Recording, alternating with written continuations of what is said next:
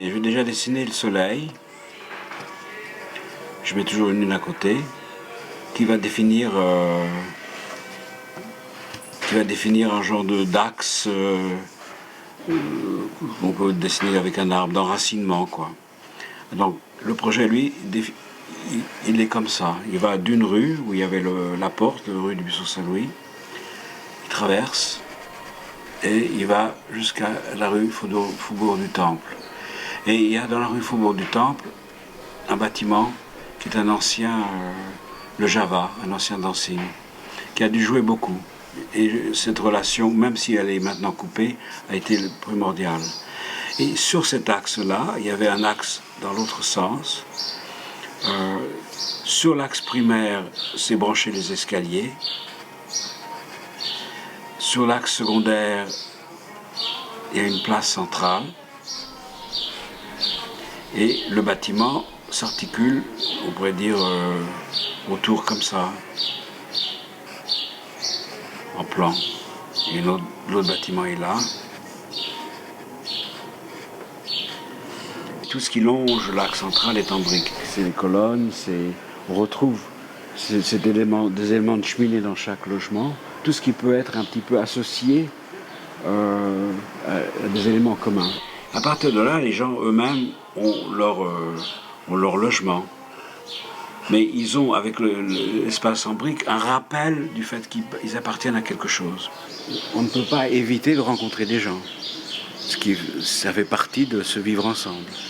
Par contre, une fois qu'on monte et qu'on est chez soi, on est chez soi, ça me paraît évident. Comme architecte, tu es constamment en train de rééquilibrer des points de vue différents. Côté calme, côté bruyant, le côté individuel, le côté collectif, des espaces à moi, des espaces qu'on partage, ainsi de suite, ainsi de suite. L'architecte joue ce rôle de modérateur. C'est pas des babacools, c'était pas une communauté, mais c'était l'idée de voir comment ils pouvaient partager certaines choses ensemble, faire un projet ensemble, tout en ayant chacun son domaine. Donc c'est cette balance difficile. Alors également, tu peux voir peut-être en haut, il y a des terrasses. Alors c'est bourré de terrasses. Cette terrasse, par exemple, en haut, en réalité, elle appartient à 2 appartements. Mais chacun d'eux a des fois aussi une terrasse privée. Le logement qui est au-dessus a aussi une terrasse qui est au-dessus de nous, qu'il partage avec d'autres. Donc il y a des espaces partagés, des espaces extérieurs non partagés.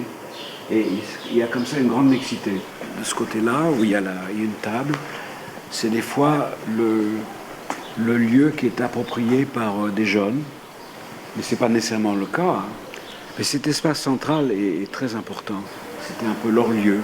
Malgré le fait que c'est sur un axe central, il y a des possibilités de s'échapper, de partager.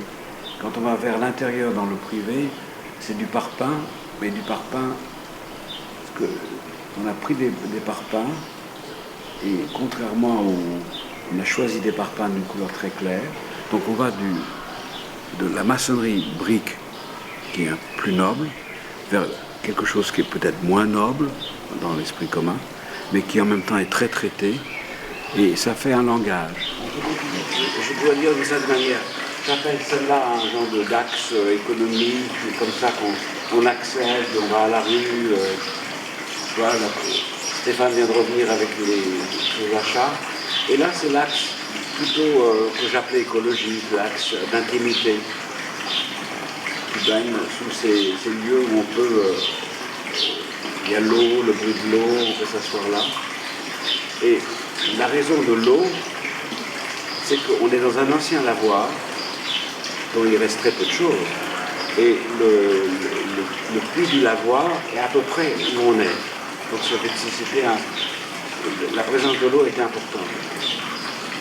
Et en même temps, sans avoir l'air trop religieux, il y a cet axe vertical que moi je sens et qu'on ressent peut-être, qui remet en relation le plan d'eau, la terre, avec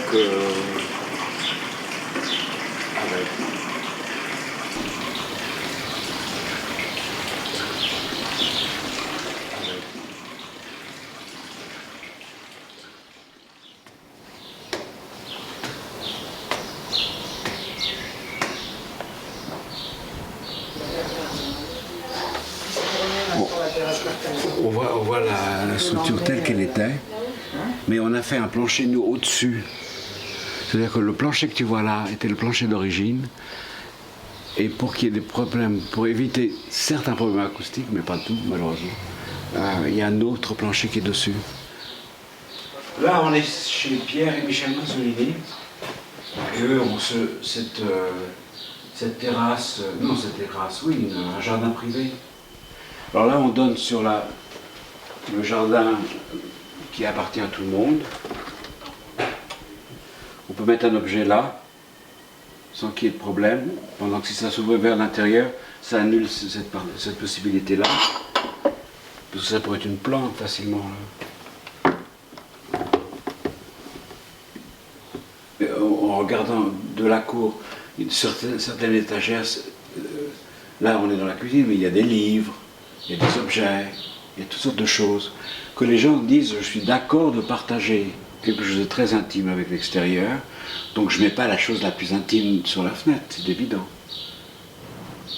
Mais je peux tout de même dire quelque chose. Et là on peut voir par exemple à l'étage toutes les choses qui sont sur les fenêtres, et à travers la transparence, on voit d'autres choses qui sont sur une autre fenêtre, plus haute. Donc j'ai vraiment voulu qu'il y ait un tas de lieux, tu arrives, c'est comme dans un vieux bâtiment, on arrivait dans une pièce vide, il y avait une cheminée, donc on vient de louer un appartement, on arrive avec ses affaires, on a tous des petites affaires un peu précieuses.